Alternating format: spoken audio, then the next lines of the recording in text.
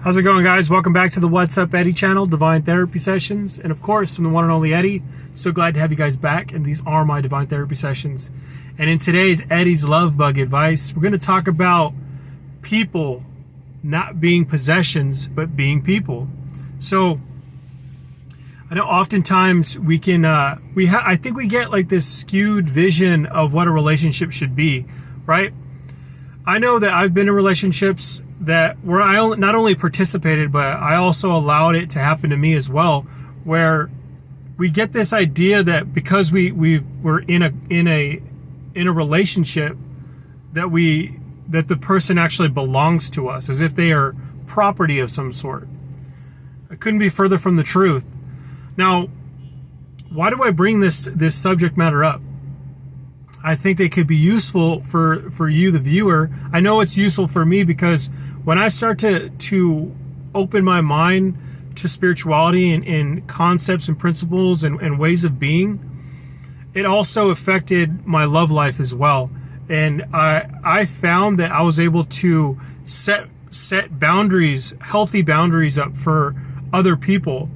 Now, when we do this, we attract the love that we want in our life, right?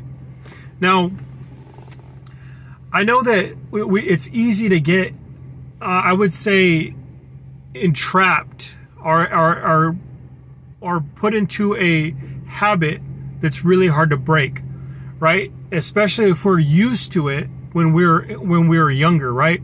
A lot of and this goes for anybody out there, but the way that we were raised and the way that we were raised with I guess our mother and father is in fact how we treat our spouses or our girlfriends or boyfriends, whatever the case may be.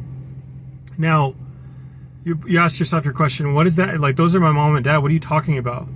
Now, what I mean is that you learned how to treat a mother and father the way that they're treating each other. So your example is your mom and dad. And a lot of the times you're attracting the person that you think that you don't want. And to be more specific, say that you get along with your dad and then you don't get along with your mother.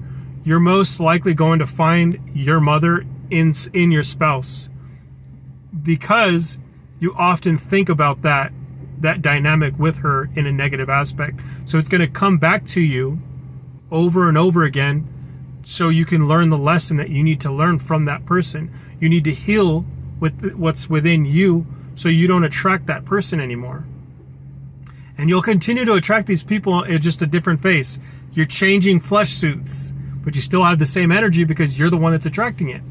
It's easy to get into the aspect of blaming another person, very hard to have self-awareness. Now, but what I want to talk about today is the area in which we develop a habit of, like, we get protective over our loved ones, right? Like, we're in the aspect of where we start wanting to control people's phones or control their movements, right? Where are you going? But it's not asking in the aspect of, oh, I want to know what your day's about. It's, I want to know where you're at so I know if I need to go find you or I need to go spy on you, right? Now that's very unhealthy. Or it's if you're in a relationship that's restricting you from movement, if you're in a relationship that is constantly arguments because of where you're at, what you're doing, why you're doing it, how you're doing it, you're not supposed to lose your liberty, your freedom, because you're in a relationship. If you're in a relationship that you don't trust, that has everything to do with you and nothing to do with the person that's untrustworthy. What do you mean, Eddie? Why would you want to be in a relationship with someone that you knew from the beginning? Because I know how the universe works, right? There are a million red flags that go up, but you're not listening to them. You know, it takes some time to start to recognize this. It takes you to get burned a couple of times, right? We all have that spouse or that significant other who didn't treat us right, who is the prime example of what we don't want in the next one. Now, people, we jump into relationships because of certain reasons, whether that be, intercourse or because the person's super attractive. We go in, we jump in for all the wrong reasons. What are the right reasons, right? If we waited and was not physical right away and got to know the person, you hear people say this, and it's so true, because people will show their true colors within a short period of time. It takes someone who's really dedicated to hide that for a very long time. And you can, even as someone who's really good at it, will start to show signs of who they are and what they are within a time period. So I always say, love yourself more and wait, because they're going to show you. Don't make it. Look, I'm going to tell you this right now. It's so hard once you have a physical interaction with another person, because love already gets our feelings, it exacerbates, it increases our feelings towards another person. Our feelings, so look at the end of the day, if we have feelings, our feelings could be off a lot of the times, right? I know for me, it's like, if I get mad at a stranger because they're reenacting an old trauma that I had with my father or mother, right? Has nothing to do with this person. So my feelings are off. A lot of us, our feelings are off. So if we have those physical interactions with another person, and now it's amplified because we have what we consider love, and more amplified because now we have the interaction of giving ourselves away to another person, it's only going to make those feelings more exacerbated. And that's where that unhealthy habits start to come in. Oh no, I'm going to lose this person if they leave me. Oh no, I think that this person might go off and run off with another person. I need to hold them. I need to restrain them. I need to be able to know where they're at all times. Or I need to be able to control them at all times.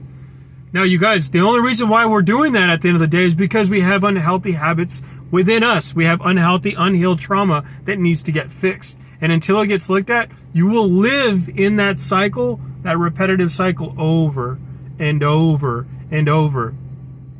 How do we break that cycle? We don't want to be in those types of situations, because you know what begins to happen, you guys? You're going to suffocate.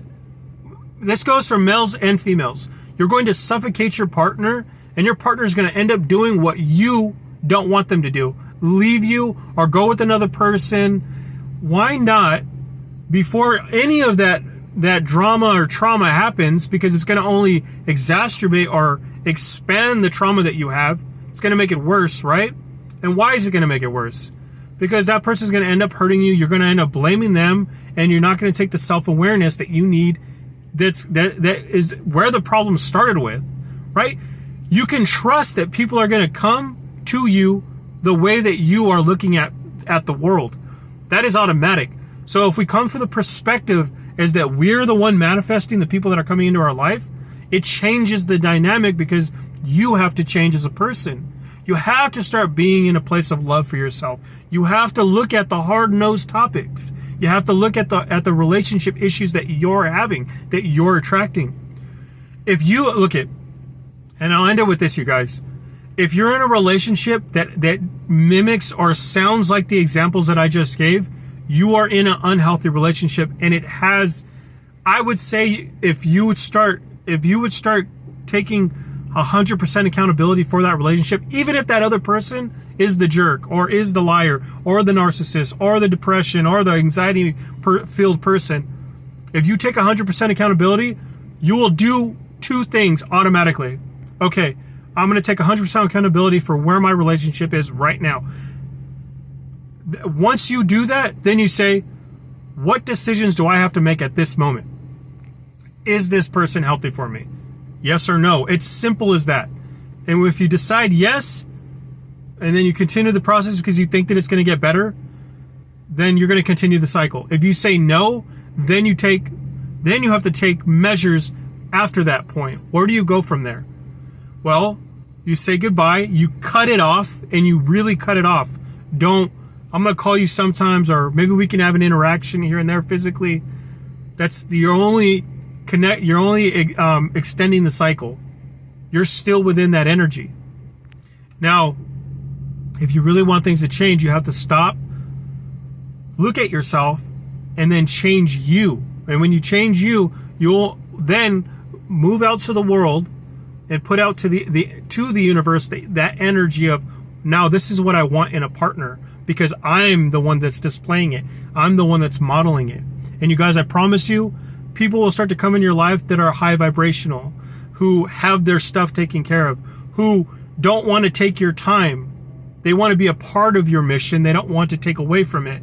They don't need to have to poke holes in the ship while you're on a 100-mile trek in your ship and this person's poking holes.